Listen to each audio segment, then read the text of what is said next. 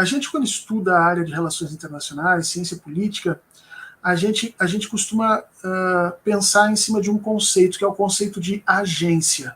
Agência no sentido de quem pode agir.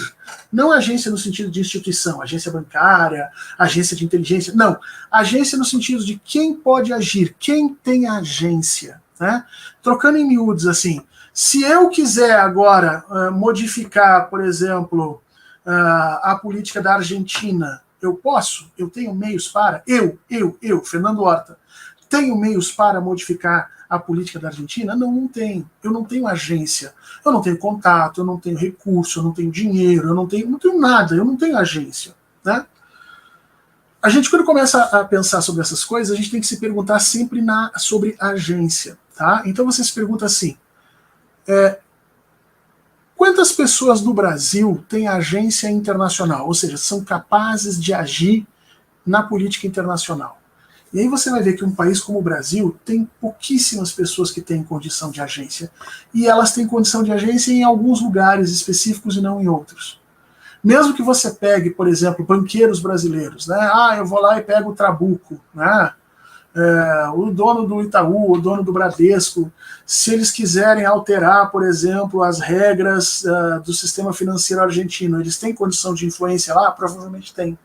Provavelmente eles têm recursos, conhecimentos, podem ter contato com parlamentares, eles têm a agência lá. Agora, se eles quiserem fazer isso na Alemanha, eles têm? Provavelmente não. Porque eles não têm agência lá. Tá? Esse conceito de agência é muito importante para a gente. Por quê? Porque ele nos dá conta de vocês perceberem que um país como o Brasil, pouquíssimos são os sujeitos que têm agência internacional. Mas dentro dos Estados Unidos, existe uma quantidade gigantesca de agentes. Ou seja, uma quantidade gigantesca de pessoas que têm agência internacional. Não só o governo norte-americano. Isso eu quero chamar a atenção para vocês. Nem todas as ações dos Estados Unidos que favorecem a determinados grupos econômicos nos Estados Unidos são tomadas, pensadas e organizadas pelo governo americano. Existem pessoas nos Estados Unidos que têm tantos recursos que são capazes de agir internacionalmente por si só. Um exemplo desses caras são os Koch brothers, os irmãos Koch, por exemplo. Os irmãos Koch têm agência no mundo inteiro, que são indivíduos da indústria do petróleo. Se vocês quiserem conhecer um pouquinho, os irmãos Koch são, digamos assim, o outro, um elo também, né, um desses monstros que a esquerda brasileira tem medo. Eles sim agem, financiam, fazem confusões, metem dinheiro. Por exemplo, isso eu pesquisei pessoalmente, né, o MBL no Brasil, o Movimento Brasil Livre, ele é fundado no Brasil, ou seja, ele é decorrente no Brasil dos Estudantes pela Liberdade. E os estudantes, que é outro movimento, e os Estudantes pela Liberdade, ele é um homônimo do Students for Liberty nos Estados Unidos, que é uma ONG nos Estados Unidos financiada por essa teia de ONGs que vai desde a Rede Atlas, passa, obviamente, pelos irmãos Koch e tal. Então, a gente sabe que teve dinheiro norte-americano para financiar o MBL, a gente sabe que teve dinheiro norte-americano para financiar o Vem Pra Rua, a gente sabe, por exemplo, que muito provavelmente as postagens do MBL e do Vai Pra Rua tinham vantagem e eram impulsionadas por dentro do Twitter, por dentro do Facebook, na medida em que essas redes já reconheceram para o Congresso norte-americano que foram utilizadas pelos interesses norte-americanos, seja pela CIA, seja pela NSA, né? As redes foram utilizadas, o Mark Zuckerberg abriu, né, o próprio WhatsApp foi aberto para isso, então é muito provável que dinheiro tenha chegado lá, né? E, portanto, não dá para dizer que 2013 foi um movimento endógeno só. Mas também a gente não pode cair no outro lado de achar que 2013 foi uma coisa plantada de baixo para cima, de fora, porque não foi. Em 2013, o que você tinha? Você tinha uma parte da esquerda brasileira que queria diminuir o poder do PT. E eu não vou citar nomes aqui, porque nós estamos numa época de, né, segundo o nosso presidente Lula, nós estamos numa época de encontrar consenso e não arrumar briga. Então eu não vou citar nomes aqui, mas nós, pesquisadores de história, temos uma quantidade gigantesca de nomes e políticos de esquerda que agiram claramente em 2013 para desestabilizar o governo Dilma. Porque a leitura desses partidos em 2013 era de que o PT faria mais um governo e não teria como tirar do poder. E a ideia deles é que tinha que radicalizar a esquerda, que o governo do PT não era de esquerda, era um governo de centro, e, portanto, eles agiram contra.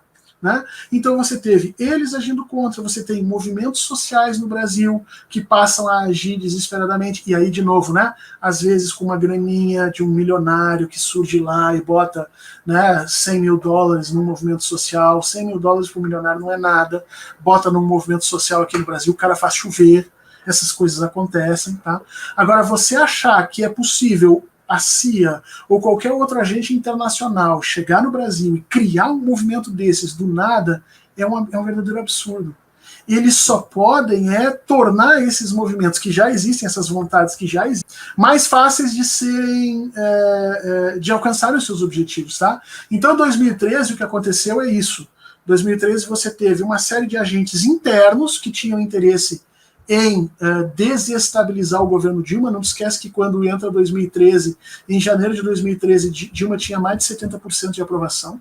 Ela tinha uma aprovação maior do que a aprovação de Luiz Inácio Lula da Silva na mesma época no seu mandato. Né?